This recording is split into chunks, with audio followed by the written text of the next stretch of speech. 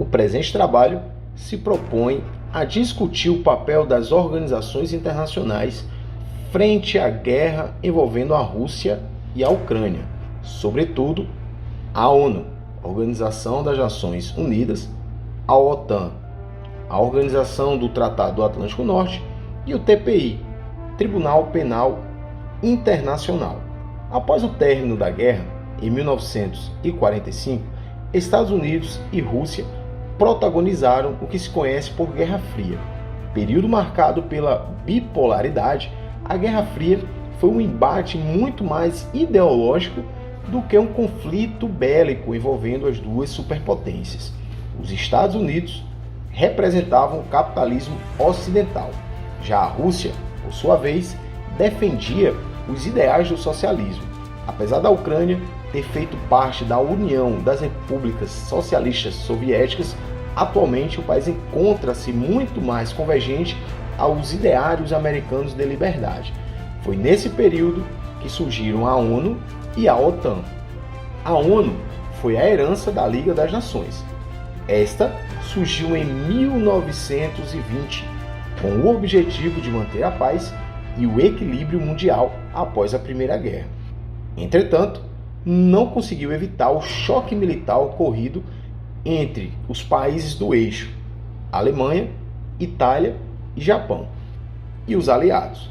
Substituindo a Liga das Nações, surge a ONU em 24 de outubro de 1945.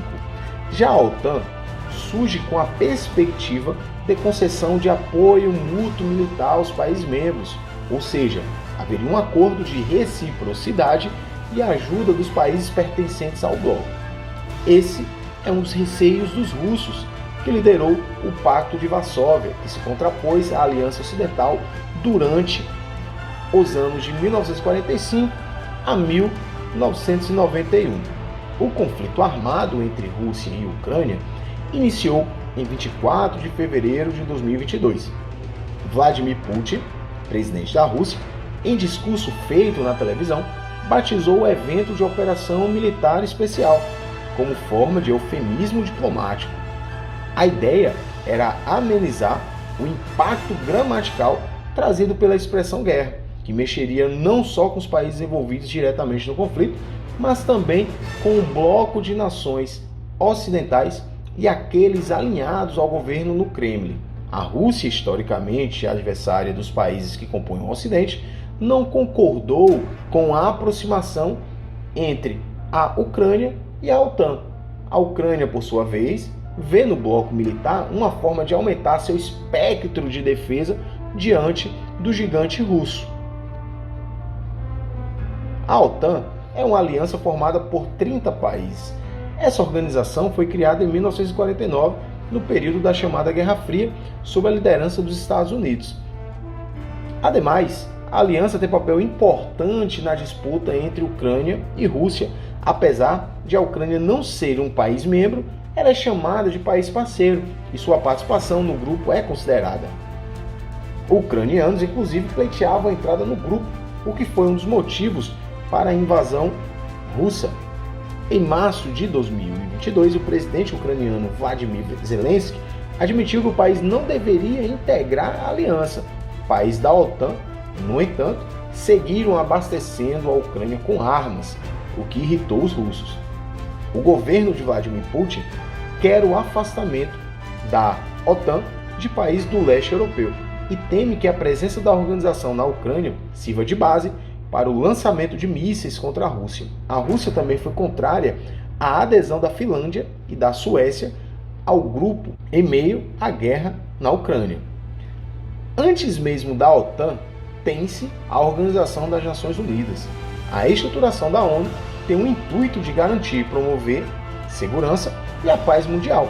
Após a invasão da Rússia, foi adotada uma resolução pela Corte Internacional de Justiça, culpando a Rússia pela crise humanitária, na qual foi elaborada pela Ucrânia o documento relatando os fatos na guerra e solicitando o fim imediato das hostilidades no país ucraniano.